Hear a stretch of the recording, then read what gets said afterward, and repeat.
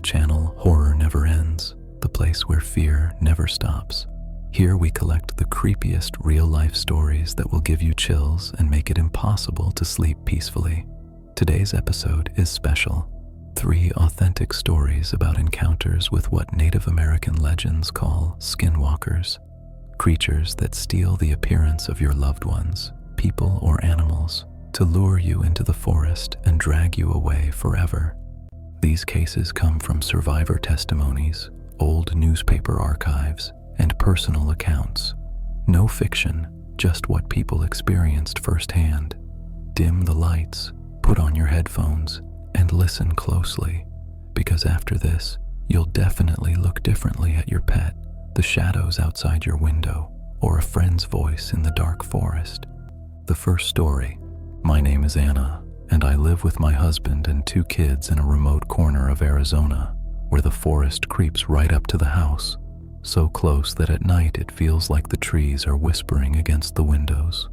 Our Labrador, Max, was more than just a dog. He was our guardian, always sensing danger. 2 years ago, during a walk on a dark trail, he broke off his leash and vanished into thick fog. We searched everywhere, shouted until our throats bled, but his tracks ended abruptly at a gnarled oak, as if something dragged him into nowhere. Coyotes, mountain lions, or something worse, the locals whispered. We gave up, heartbroken. A year later, we got Buddy, a golden retriever, to fill the void. He brought joy back, but at night I still heard echoes of Max's bark in my dreams. Then came that night, a storm lashing the roof, lightning tearing the sky. Around 3 a.m., there was a scratching at the door, like claws scraping wood. My husband opened it, and there stood Max, skin and bones, eyes sunken in shadow, collar torn, scar on his ear oozing. We let him in, trembling with shock. The vet the next morning said, malnutrition, parasites, but the chip matched. A happy reunion, he smiled. But Buddy howled like crazy, hackles up, teeth bared.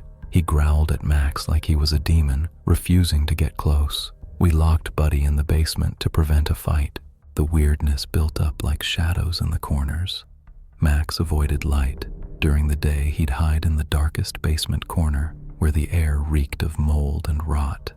At night, he'd dig in the yard, holes a meter deep, burying chunks of raw meat stolen from the fridge. We'd find them in the morning, bloody with tufts of fur, like he'd hunted something alive. His eyes, God, those eyes. In the dark, they glowed poisonous green, reflecting the moon like a wolf's. He'd sit across from me in the kitchen, tilting his head, mimicking my movements, perfectly mirrored, but with a delay that sent chills down my spine. And the howling. It started canine, but mutated, long, vibrating, with hints of human screams. One night I heard, Anna, Anna, in my own voice, distorted, like from hell. The kids woke up crying, whispering that Max is calling.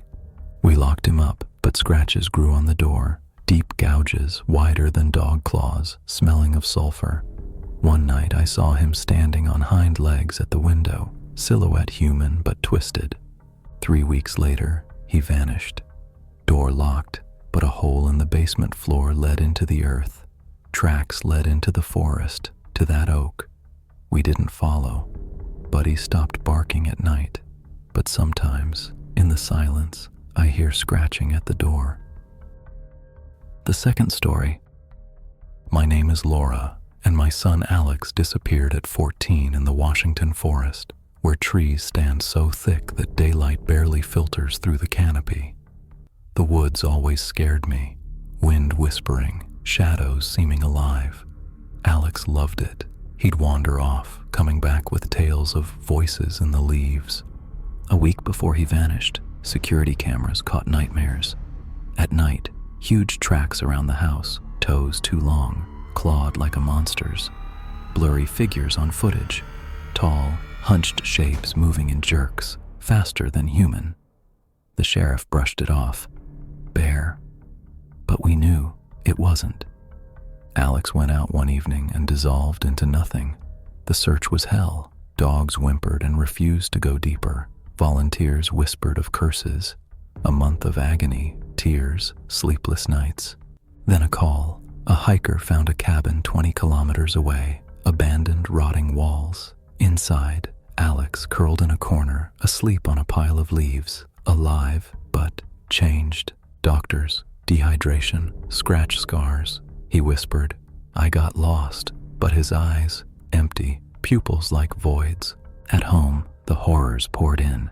He spoke only in whispers, echoing our voices, repeating old phrases with perfect intonation but no emotion. "Do you love me, Mom?" in my tone, but with mockery at the end. He ate in the dark, kitchen filled with bone-crunching, wet smacking at night. Mornings, blood puddles from raw meat he tore with teeth. Skin, icy, pale, stretched like a mask over a foreign skull. Touching it, I felt it shift under my fingers, like something alive. He'd stand at the window for hours, staring into the forest, body still as a statue. Sometimes he'd growl, low, vibrating in his chest, echoing through the walls. The mirror became a nightmare. His reflection lagged. He'd blink, it wouldn't.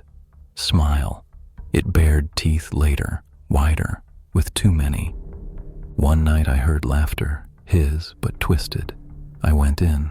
He sat staring. "Why are you crying, Mom? It's funny." My voice, but with a growl. We locked him in a clinic. A week later, gone. Cameras. He walked through a locked door, silhouette stretching into shadow, heading to the forest. Now at night, the woods call, whispering in my voice, "Come back." The third story.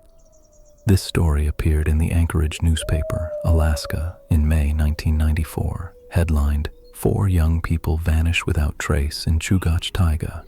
Park rescuers found only a tent shredded to rags, scattered backpacks with contents dumped, deep claw gouges on spruce trunks, and signs of desperate struggle on moss soaked in something dark and sticky. No blood, no bodies, just the diary of one missing person, 22-year-old Tom Richardson from Fairbanks. Pages covered in dirt, needles, and stains reeking of rot. Handwriting neat at first, then increasingly frantic. Letters smudged as if written shivering in the cold. Here are full excerpts from the diary. March 25th, 1993. The 4 of us, me, Chris, Mike, and Sarah, finally escaped to a real hike. Started from the Eklutna Lake Trail, covered 8 kilometers deep into Chugach Forest. Weather holding, -5, but sun bright. Reached a small creek, water ice cold. Set camp on a clearing among thick spruces and birches. Evening by the fire, warmed cans, roasted marshmallows. Chris told his dumb bear stories. We laughed till tears. Taiga presses in, trees like a wall, crowns blocking light. Wind in tops, sounds like distant whispers. Early to bed, big climb tomorrow. March 26th, climbed about 400 meters. Snow lingers in shadows but trail passable. Views insane. Valley below in white haze, Pioneer Peak far off. Caught a couple grayling in the creek. Dinner was epic. Chris teased Sarah all day. Mood great. Night got colder, but bags held. Thought I saw a light far in the forest, but probably moon on snow. March 27th, woke midnight to weird sounds. Thought wolves, but howl was wrong. Too high, with twists like mimicking human laughter. Silence, then again, closer. Woke others, listened. Sarah said just echoes and wind. Morning we laughed at me. Keep climbing. March 28th. Chris went for firewood in thick spruce, 15 minutes max. Only Mike returned empty-handed. Chris gone. We yelled his name till hoarse, voices bouncing off taiga walls.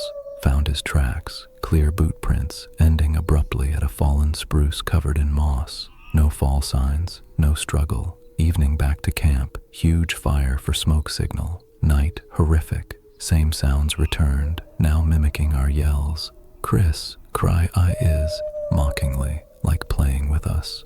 March 29th, all day combing forest. every bush, every hollow, found only scrap of his red jacket on thorns, torn like by claws, supplies running low faster than planned. Sarah can't stop crying, Mike silent, chain smoking. Decide, tomorrow down, call rescuers via radio from base. Night sounds circled tent, heavy steps in snow, branch cracks, breathing. We huddled, knives and axe ready, no sleep. March 30th, around 3 a.m. He returned, stepped from dark into firelight. Chris, clothes filthy with dirt and needles, face scratched, but alive, eyes gleaming odd, sclera yellowish, crooked smile, rasped, lost in fog. So glad I found you. No shivering, though -15. Hugged him, hot tea. He devoured 3 cans of stew and crashed, but noticed he barely blinks. March 31st. Trying to descend, but trail gone. Landmarks vanished. Creek flows wrong way. Rocks different. Chris leads confidently, says shortcut. His steps on snow silent. Crust doesn't crunch. Night by fire. Stares motionless. Mike turned away. Chris growled low from chest, then whispered Sarah's yesterday words in her voice. We'll never get out. April 1st, Chris's skin grayish, sagging in folds like too big. Eats only raw from cans, tears with teeth, blood on chin. Sarah saw Night, on all fours at creek, lapping like animal. She screamed. He turned slow, smiled too wide, mouth stretched beyond normal. Shadow on snow, long, hunched, mismatched body. April 2nd compass spinning wild, totally lost in endless taiga. Chris jokes, bursts from spruces inhumanly fast, grabs shoulder with ice fingers, laughs, but laugh not his, high, the one from first nights. Sarah sobs nonstop. Night he circles tent, repeats talks word for word in our voices. Mine, Mike's, Sarah's. April 3rd. Chris drops pretense, stands over sleepers, whispers, I found you, now you're mine forever. Nails long, black, curved. Mike tried talk. Chris grabbed throat one hand, lifted, eyes pure black, no whites. We fought with axe. He laughed, retreated to dark. April 4th tent shakes from outside blows. It circles, growls, claws ripping fabric. Sarah screams endless. Mike, don't know where Mike. Last heard, his scream cut by wet crunch. It writhes under Chris's skin, wants out. He looms now, smile ear to ear, teeth too sharp, eyes inhuman, not Chris. It stares at me, whispers my voice. Write it, so they know, we're here, forever. Entries end, last page torn, edges deep claw marks. Rescuers week later, tent ripped from inside, like something incredibly strong bursting out. Spruce trunks gouged up to 3 meters. That part of Chugach avoided since. Local Inuits whisper, night still high twisted laughter in taiga, and sometimes 4 young voices calling for help, voices that never silence. That's it, friends. 3 stories to freeze your blood. Horror never ends, and these legends prove it best. If you're truly scared, hit like, it helps the channel grow. Subscribe and ring the bell for new episodes. In comments, share. Anything similar happened to you? Weird pet behavior, voice in woods, or unexplained encounters? Scariest ones I'll read in next video. Thanks for watching. Take care. And remember, horror never ends. See you in the dark. Bye.